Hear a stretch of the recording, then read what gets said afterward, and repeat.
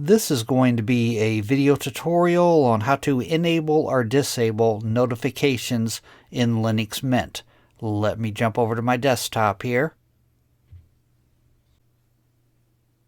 I am on my desktop now. To enable or disable notifications in Linux Mint, first thing you want to do is open up Settings. I'm going to go off to the lower left-hand corner, down to the little Linux Mint logo. I'm going to click on that. Then I'm going to go up to the Settings icon right up here. I'm going to click on Settings. Now in the dialog box that opens up here, in the Preferences section, right down here, Notifications. You want to click on Notifications. Then, the very first thing, Enable Notifications. If this is toggled on like you see mine is toggled on, then notifications are enabled. If you toggle it off, now notifications are disabled.